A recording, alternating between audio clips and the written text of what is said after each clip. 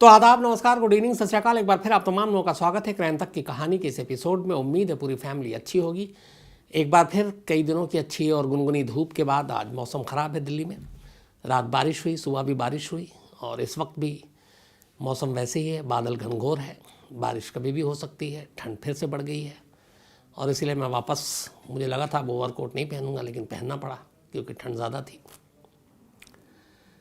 अब आते हैं आज की कहानी के ऊपर। आप में से बहुत सारे लोग कई दिनों से, हालांकि मुझे समझ में नहीं आता ये फरमाइश क्यों आती है, बट कहते हैं ऐसा कुछ हॉरर सुनाइए, कुछ भूत प्रेत की सुनाइए। जबकि क्राइम और क्राइम रिपोर्टिंग में इसके लिए कोई जगह नहीं होती, क्योंकि क्राइम रिपोर्टिंग में बेसिक ये है कि जो हुआ है वो दिखना चाहिए, जिसने किया है वो भी दिखना चाहिए और अदालत में भी सबूत और गवाह उसी हिसाब से होनी चाहिए। अनदेखी, अनकही, अनसुनी चीज़ों पर न फैसला होता है और ना सज़ाएँ दी जाती हैं या फिर सज़ाएँ माफ़ की जाती हैं। लेकिन ये वो सब्जेक्ट है, भूत प्रेत, अनदेखी चीज़ें, जिस पे मतलब बात करना भी कई बार अजीब सा लगता है। लेकिन शायद मैं आज की ये कहानी नहीं सुनाता अगर इस पे कानून का मुहर न लगा होता। ये कहते हैं कि ऑफिशियली पहला ऐसा केस है जिसकी पुलिस ने जांच की, पुलिस ने इन्वेस्टिगेशन किया। अब सोचिए, एक पुलिस पूरी, और पुलिस का खुद चीफ उस शहर का जो चीफ था, वो एक ऐसे केस की इन्वेस्टिगेशन कर रहा है जिसमें जो सस्पेक्ट है, संदिग्ध है, वो दिखाई नहीं देता, वो एक भूत है। और अब उस भूत के बारे में उसे पता करना है, उस भूत की सच्चाई पता करनी है, उस भूत को सामने लाना है, हो सके तो पकड़ा गया तो उसे सज़ा भी दिलानी है। लेकिन उस पुलिस अफसर को ये भी पता नहीं कि वो भूत मेल है, फीमेल है, उसकी उम्र क्या है, कौन है, कहाँ से आया, क्या नाम है। लेकिन सारी हवाई चीज़ें होते हुए भी पुलिस को इसकी जांच करनी है और बाकायदा पुलिस रिकॉर्ड में ये दस्तावेज़ है। इस कहानी के बीच में मैं आपको वो दस्तावेज़ भी दिखाऊंगा जो पुलिस की अपनी तरफ से, पुलिस चीफ के स्टेटमेंट है और बाकायदा उस वक्त कई जर्नलिस्ट से उन्होंने इंटरव्यू में सारी बातें कही और उस पुलिस वाले ने यह भी कहा कि मैंने जो जो चीज़ें देखी, मुझे यकीन हो गया कि ये किसी इंसान का काम नहीं है, किसी भूत का ही काम है।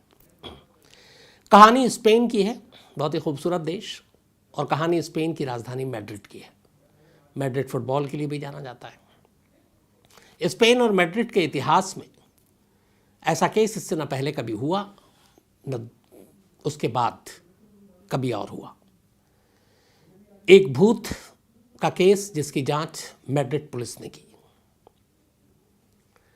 कहानी मैड्रिड की 18 साल की एक लड़की की है जिसका नाम है स्टेफिना लज़ारो। स्टेफिना लज़ारो मैड्रिड के पास ही एक अपनी फैमिली के साथ एक अपार्टमेंट में रहती थी। उस अपार्टमेंट का नाम था Louis Marian 8 apartment. Louis Marian 8 apartment. 18 साल की हो चुकी थी स्टेफिना और कॉलेज में दाखिला मिल चुका था, कॉलेज जा रही थी। 18 साल तक की उम्र में सब कुछ ठीक ठाक था, लेकिन फिर अचानक कॉलेज जाने के बाद स्टेफिना की जो पूरा बर्ताव है, उसका बिहेवियर है, उसमें अचानक कुछ तब्दीली आती है। घर में स्टेफिना के माँ बाप, एक भाई और एक और बहन थी, तो ये लोग 5 लोग थे। वहाँ पे ज़्यादातर घर लकड़ियों के होते थे, वहीं स्टेफिना रहती थी।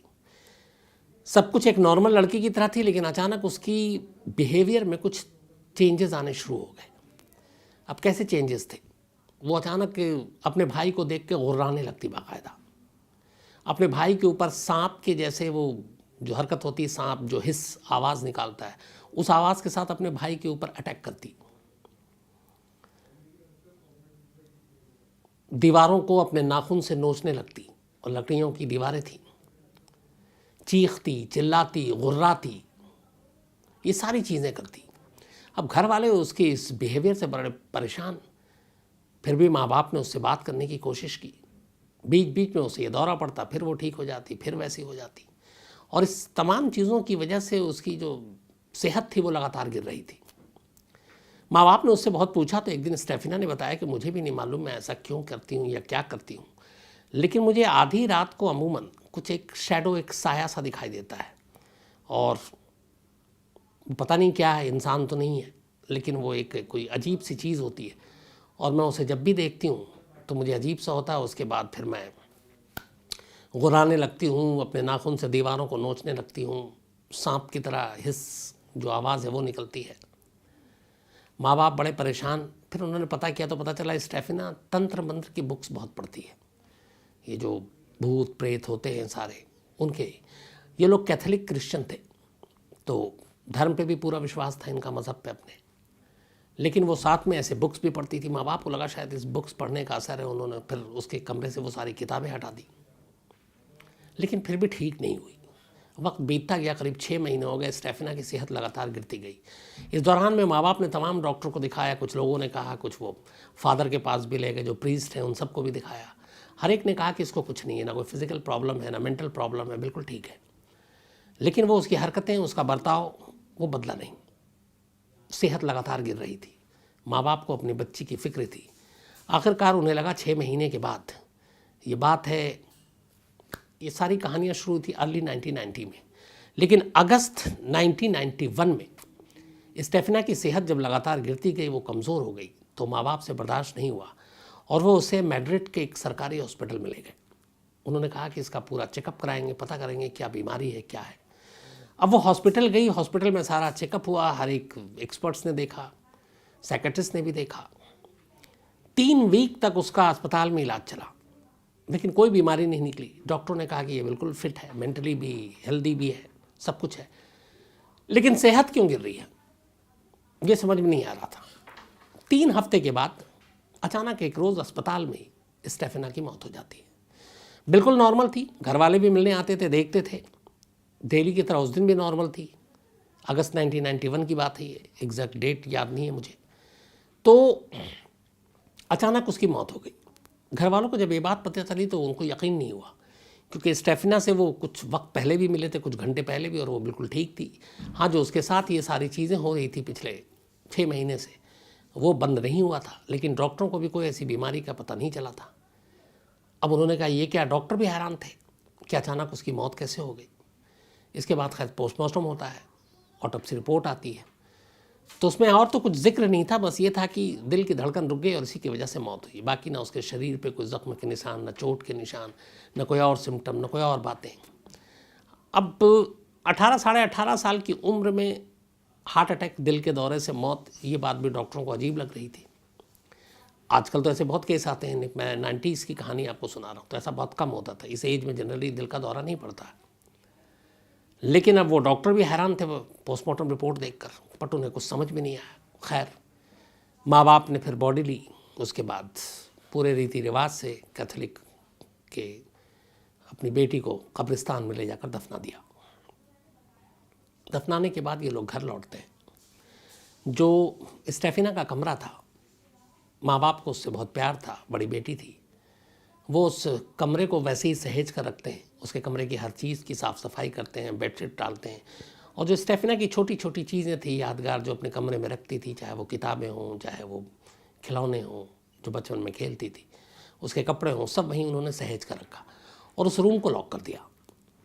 बीच बीच में फिर वो रूम की जब सफाई करते और फिर बंद कर देते। पहला हफ्ता तो कुछ नहीं, 1 हफ्ते के बाद अचानक उन्होंने नोटिस किया कि वो बेडशीट बदल देते, उसका कमरा जो है साफ़ कर देते, सब कुछ ठीक हो जाता। और फिर जब वो दरवाज़ा खोलते तो हैरान हो जाते, बेडशीट फर्श पे पड़ी होती, गद्दे इधर से उधर, किताबें बाकी चीज़ें कमरे में बिखरी पड़ी हुई हैं, दीवार पे जो तस्वीरें हैं वो उल्टी हो गई हैं। पहली बार उन्हें लगा पता नहीं क्या है, कुछ पड़ोसी तंग कर रहा है। खैर, उन्होंने फिर से सब कुछ ठीक किया, दरवाज़ा लॉक कर दिया।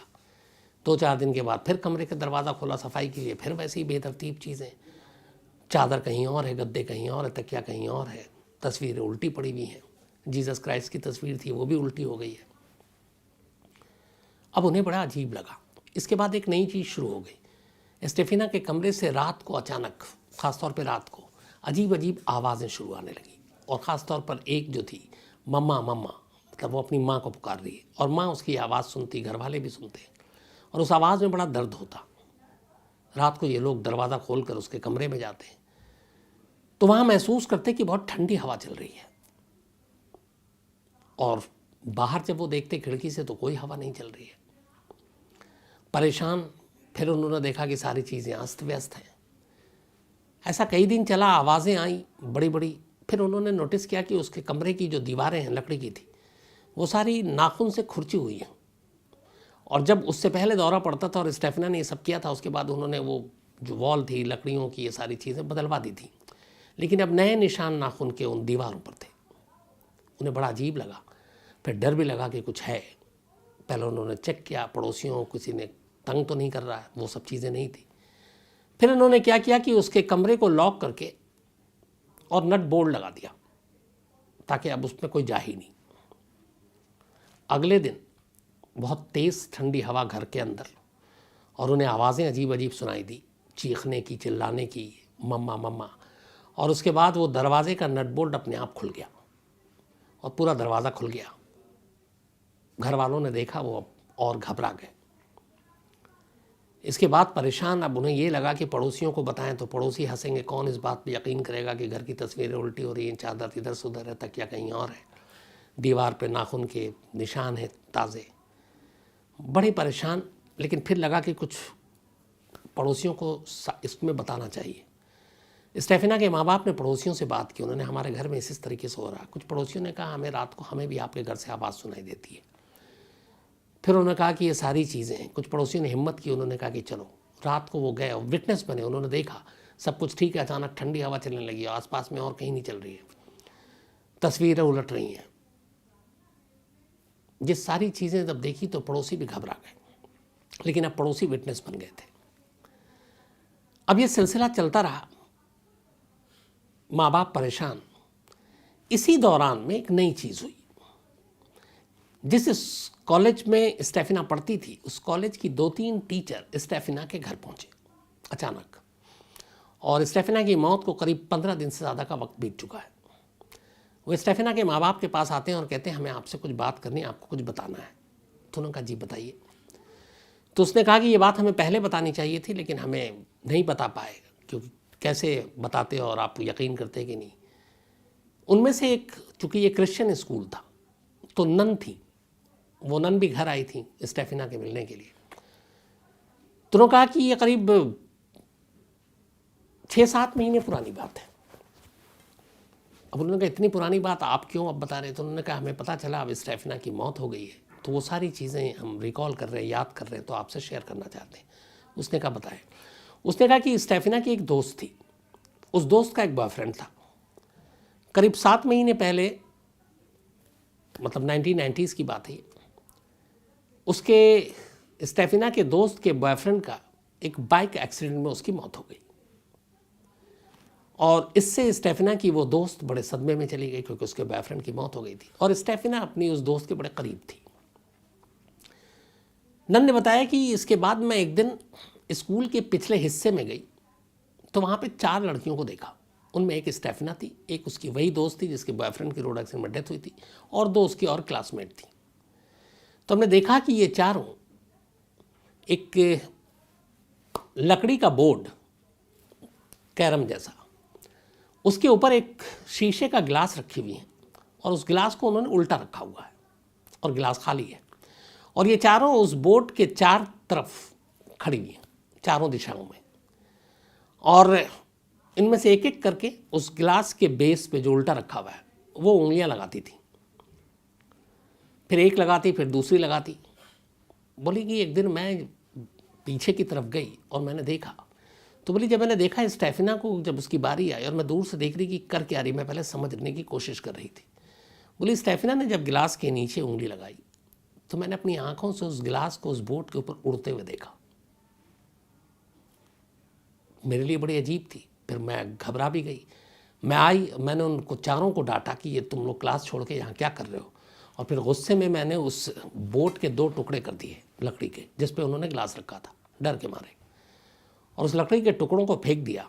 और अचानक मैंने देखा कि जैसे ही मैंने 2 टुकड़े किए बोर्ड के, वो गिलास हवा में था और हवा में गिलास घूम रहा है। और मेरे लिए ये बड़ी अचंभित बात थी, मैं सोच भी नहीं सकती कि ऐसा हो सकता है। फिर मैंने उन चारों से बात की तो उन्होंने बताया स्टेफिना तंत्र मंत्र की किताबें पढ़ा करती थी, उसे भूत से बातें करने का शौक था। उसने कहा, उसने अपने दोस्तों को भी सारे जिक्र किया। जो स्टेफिना की दोस्त थी जिसके बॉयफ्रेंड की डेथ हो गई थी, उससे भी उसने बात की। उसने कहा मैंने कई किताबें पढ़ी और ये मुमकिन है भूत से बात करना, जो लोग मर गए हैं उनके बारे में बात करना, और उनके कैसे हैं, वो उस दुनिया में कैसे रहते हैं, क्या खाते हैं, क्या पीते हैं। तो ये सारी जानकारी उन्हें भूत से मिलती है।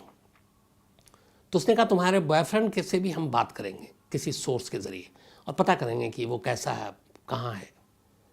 तो इसी के लिए ये सारी चीज़ें कर रही थी, वो ग्लास और ये, ताकि भूत से बात कर सके।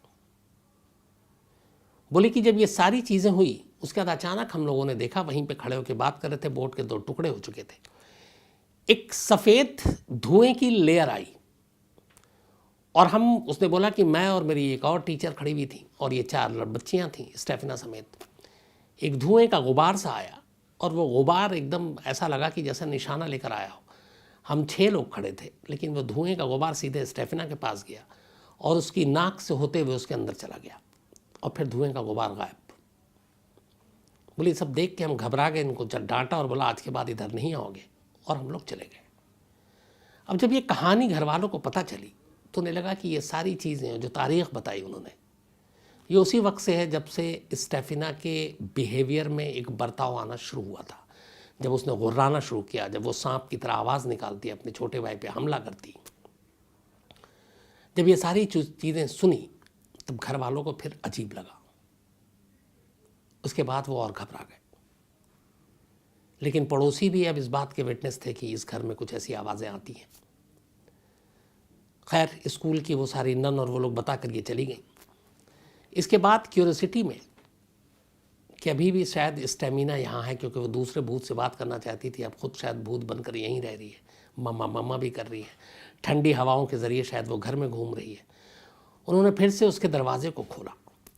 दरवाज़ा खोला तो देखा कि जीसस की तस्वीर उल्टी लटकी हुई है, सारे सामान फिर से इधर से उधर बिखरे पड़े हुए हैं। उसके बाद अचानक देखा कि उन्होंने स्टेफिना की एक तस्वीर जो फ्रेम में लगी थी वो भी फर्श पे गिरी है। अपनी बेटी की तस्वीर को फर्श पे गिरा देख माँ ने तस्वीर ज़मीन से उठाने की कोशिश की। अभी फ्रेम को हाथ ही लगाया था कि पता नहीं क्या हुआ, उन्होंने थोड़ा सा उठाया और फिर वापस फ्रेम ज़मीन पर फेंक दिया। कुछ अजीब सी चीज़ हुई उनके साथ। स्टेफिना के पिता वहाँ बराबर में खड़े थे। उन्होंने देखा कि उनकी वाइफ अपनी बेटी की ही फ्रेम, जो तस्वीर है जिससे इतना प्यार करती है, वो वापस ज़मीन पर फेंक रही। उन्हें अच्छा नहीं लगा। उन्होंने उस फ्रेम को उठा लिया। जैसे ही उठाया, अब दोनों स्टेफिना का चेहरा उनके सामने था। फ्रेम लकड़ी का था, साथ में शीशा और तस्वीरें जो आमतौर पर फ्रेम होता है।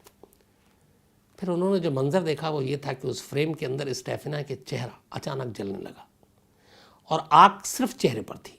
न फ्रेम पे कहीं आग है, न लकड़ी पे है, न और कहीं नीचे, न उस चेहरे के नीचे की जो तस्वीर है उस पर, सिर्फ आग चेहरे के ऊपर, और चेहरा धू धू कर जलने लगा। स्टेफिना के बाप ने भी घबरा कर वो फिर नीचे फेंक दिया। उसके बाद ये लोग बाहर आया, अचानक तेज़ तेज़ आवाज़ आने लगी। रात किसी तरह काटी। अगले दिन इन्होंने फिर प्लम्बर को बुलाया और हेवी सोफ़ा सेट और बाकी फर्नीचर, उस कमरे के दरवाजे को नट बोल्ट से बंद कर दिया, एक तरह से पूरा लॉक कर दिया, और उस दरवाजे के बाहर बड़े बड़े सोफ़ा सेट और ये लगा दिया ताकि ये दरवाज़ा खुले नहीं कभी। और उसके बाद चले गए। और रात हुई। अचानक घर में बहुत तेज़ उस दिन आवाज़ आई। ऐसा लगा कोई चीख रहा, उस कमरे से बाहर आना चाहता है। थोड़ी देर के बाद कमरे का नट बोल्ट दरवाजे का अपने आप खुला, सोफ़ा कहीं और फेंका गया, दरवाज़ा खुल चुका था। परेशान किसी तरह रात काटी। अगले दिन ये लोग अब सोच रहे हैं क्या करना है, घर छोड़ देना, कहीं और चले जाएं। फिर उन्होंने तय किया कि शायद हम छोड़ देंगे। लेकिन फिर अगली रात आई। अगली रात पहला मामला ऐसा था जो अब तक घर में आवाज़ें आ रही थीं, तरह तरह की चीज़ें हो रही थीं, लेकिन जो चीज़ उस रात हुई उससे पहले कभी नहीं हुई। उस रात अचानक स्टेफिना की माँ को लगा, वो सो रही थी, वही रात का करीब 12 बजे के आसपास था, कि उनके सीने पे कोई चढ़ा हुआ है और दोनों हाथों से उनका गला घोंट रहा है। ये स्टेफिना की माँ को लगा। पहले उन्होंने हाथ हटाने की कोशिश की, कोई दिखाई नहीं दे रहा, लेकिन लगा कोई वजनी चीज़ है और गला घोंट रहा है। उन्होंने काफ़ी ट्राई किया, नहीं हुआ। तब तक पति को भी लग गया कि ये परेशान है और कुछ कह रही है। फिर किसी तरीके से बड़ी मुश्किल से वो हाथ को अपने गले से हटाया और ऐसा लगा था कि सामने वाला कोई गला घोंट रहा है, लेकिन वो इतनी घबरा गई कि पहली बार इस पूरे इंसिडेंट में, जब से एबनॉर्मल बिहेवियर से लेकर हॉस्पिटल या फिर स्टेफिना की मौत, घर में ये सारी चीज़ें, अभी तक उन्होंने कभी पुलिस को कॉल नहीं किया था। लेकिन उस रात पहली बार 2:40 पर स्टेफिना की मां पुलिस को कॉल करती है। कॉल के बाद फौरन अगले 10 मिनट में पुलिस की टीम स्टेफिना के घर पे पहुंचती है। और जो पुलिस टीम पहुंची उसमें चीफ इंस्पेक्टर नेशनल पुलिस के जो थे मिस्टर जोस पेड्रो, इसके अलावा उनके साथ उनके सहयोगी अफसर जो थे मिस्टर नेगरी और 3 और कुल 5 पुलिस वाले। रात 2:40 था, 3 के आसपास करीब ये लोग घर पहुंचे स्टेफिना के। देखा तो बदहवास परेशान स्टेफिना के माँ बाप, भाई और बहन। उन्होंने पूछा क्या हुआ। उन्होंने कहा इस तरीके से किसी ने गला घोटने की कोशिश की। फिर पुलिस वाले को अंदर जाके लगा कि ये क्या, घर के बाहर बिल्कुल नॉर्मल, अंदर ठंडी सी हवाएं चल रही है और कुछ अजीब अजीब आवाज़ें आ रही हैं। तो उसने पूछा कि और कौन है घर में, पुलिस वालों ने। उन्होंने कहा कोई नहीं, यही आवाज़ें हम महीनों से सुन रहे हैं। फिर उन्होंने कहानी बताई। फिर उन्होंने कहा कि वो कमरा देखना चाहते हैं। वो कमरे में गए, सारी चीज़ें फिर उन्होंने देखी कि तस्वीरें सब उल्टी ली, बिस्तर कहीं और है, चादर कहीं और है, तकिया कहीं और है। इसके बाद उन्होंने उस कमरे के अंदर बहुत तेज़ हवा और आंधी की सुगबुगाहट आई। पुलिस वालों ने कहा कि खिड़की खोल के देखते हैं। उन्होंने खिड़की खोल के देखा, बाहर बिल्कुल मौसम शांत। अब पुलिस वालों की हवा खराब हो गई और उन्हें लगने लगा कि कुछ गड़बड़ है। अब वो भी क्या करें। उन्हें एक अनजाना रहस्यमयी, मतलब क्रिमिनल कहें या क्या कहें, जो दिखाई नहीं दे रहा, उसको कैसे पकड़ें, घर वालों को कैसे सांत्वना दें।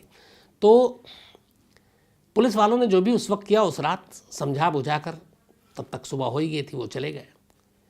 बट उनके दिमाग में ये बात घूमती रही। अगले दिन उन्होंने इन्वेस्टिगेशन के नाम पे फिर से उस घर का रुख किया। वहाँ गए तो उन्होंने डिटेल में कहानी पूछी। रात का वक्त था और उन घर वालों ने कहा कि जो भी होता है यहाँ रात को होता है। तो उन्होंने कहा ठीक है, हम रात को इस बार खुद विटनेस बनेंगे। पुलिस वाले रुक गए पांचों। रुकने के बाद अब उन्होंने कहानी सुनी, सारी कहानी समझ में आ गई। फिर उन्होंने कहा कि स्टेफिना के फादर ने कहा कि जो उनका छोटा बेटा है, अक्सर कई बार ऐसा होता है कि उस कमरे में, जिस कमरे में वो सोता है, 2 बेड है, एक उसकी बहन के, एक उसके। बोले मैं अगर उसको राइट बेड पे सुलाता हूँ तो हवा में उछल कर, जैसे फुटबॉल है, वो लेफ्ट बेड पे चला जाता है और वहाँ से फिर राइट पे आ जाता है। कोई ऐसा लगता है कि उसको उठा के फुटबॉल की तरह इधर से उधर घुमा रहा है। पुलिस वालों ने कहा क्या मजाक है। बोला आप चलिए। अब पुलिस की टीम, स्टेफिना के फादर, ये सब उस कमरे में पहुँचे। उनका बेटा छोटा एक बेड पे है।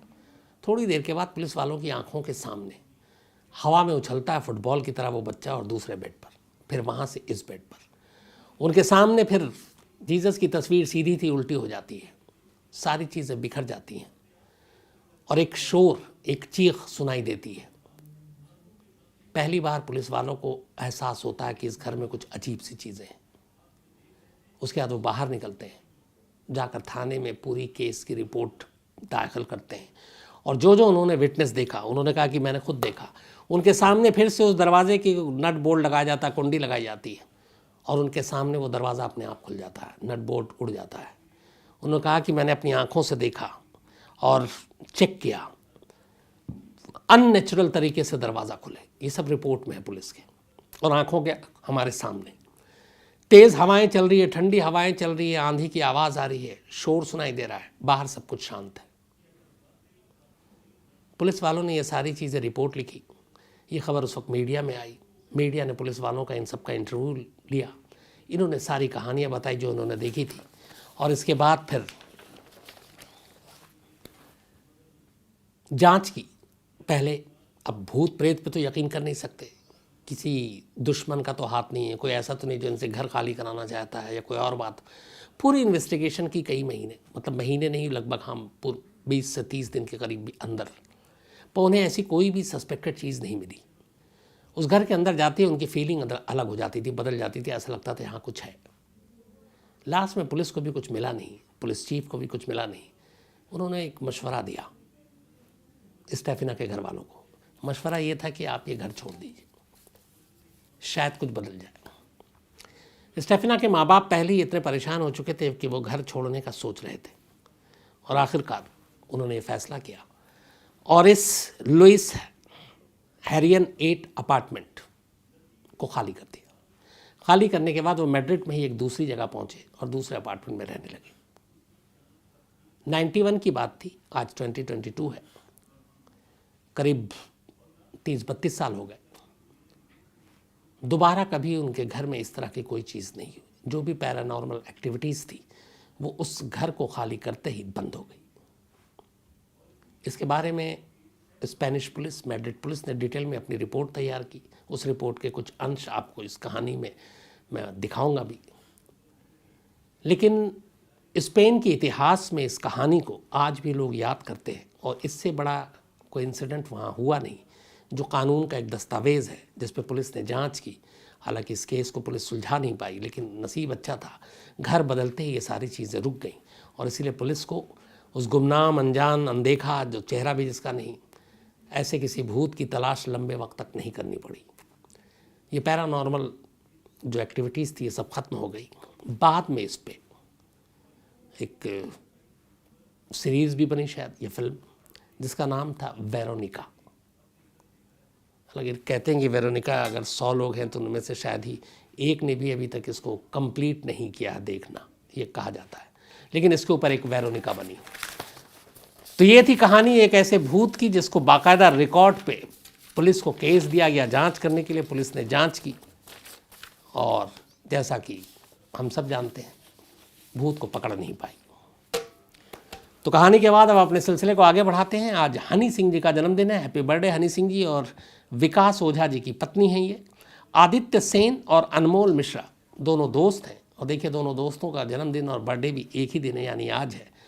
तो दोनों दिल्ली में हैं। तो आदित्य सेन और अनमोल मिश्रा, आप दोनों को जन्मदिन की बहुत बहुत बधाई, और आपकी दोस्ती हमेशा यूं ही सलामत रहे, आप लोग हमेशा ऐसे ही अच्छे रहें। पूर्णिमा शिंदे, इनका भी आज जन्मदिन है। और प्रीतम शिंदे जी ने भेजा, इनकी बेटियां हैं।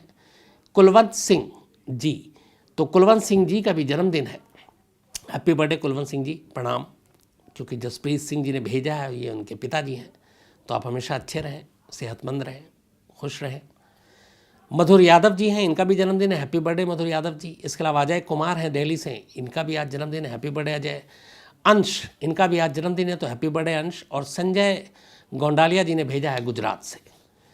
मुकेश मोटवानी जी हैं, ये हमारी क्राइम तक फैमिली मेंबर हैं, लागोस नाइजेरिया से, और इन्होंने एक मेल लिखा है। और thank you very much Mukesh Motwani ji आपके इस मेल के लिए। कभी नाइजेरिया आया तो ज़रूर मिलूंगा। बोको हराम की भी इन्होंने कहानी सुनी थी। हश पपी की कहानी सुनना चाहते हैं। एक रेमन अब्बास, ये नाइजेरिया के इंस्टाग्राम के स्टार हैं, लेकिन फ़िलहाल अमेरिका की जेल में बंद है। तो उसके बारे में सारी जानकारी चाहते हैं, मैं आपको ज़रूर मुकेश जी इस कहानी को सुनाऊंगा। माधव बसंत जी हैं, इन्होंने लिखा कि इनकी आंखों का ऑपरेशन हुआ है, इसलिए कई वीडियो देख नहीं पाते, लेकिन कहानी लगातार सुनते हैं। और माधव बसंत जी, थैंक यू वेरी मच। ऊपर वाला आपके साथ सब अच्छा करे। संदीप सरकार हैं, ये ब्रायन लारा की कहानी सुनना चाहते हैं। इसके अलावा इसरार अहमद है। इसरार अहमद साहब ITBP में हैं, और ये सब इंस्पेक्टर हैं, इस वक्त गैंगटॉक में पोस्टेड हैं, गाज़ीपुर के रहने वाले हैं। इन्होंने कहा आपकी लाइव नहीं सुन पाता हूं, तो कोई बात नहीं इसरार साहब, आप कभी भी जब आपको मौका मिले तो आप खोल के देख लिया कीजिए। 9 बजे जनरली जो कहानी है हर रात, वो 9 बजे पोस्ट की जाती है, यानी अपलोड की जाती है। तो रात 9 बजे का वक्त होता है, लेकिन आप 24 घंटे 24 दिन कभी भी कहीं भी सुन सकते हैं। राहुल द्विवेदी हैं, और साथ में करण शिवम हैं, और हीरो हैं, ये तीनों दोस्त हैं। प्रवीण हैं, और मऊ से नालंदा यूनिवर्सिटी की कहानी सुनना चाहते हैं। इसके अलावा शिवाय कुणाल हैं, ये लीजिए, इनका भी था कि कोई हॉरर स्टोरी सुनाइए, तो आज हॉरर ही सुना दिया आपको। सलमान अंसारी हैं, इन्होंने भी कुछ स्टोरी की फरमाइश की है। इसके अलावा प्रांजल यादव हैं, और इंडियन मुजाहिदीन की कहानी सुनना चाहते हैं। शायद मैंने सुनाई, नहीं सुनाई तो ज़रूर सुनाऊंगा।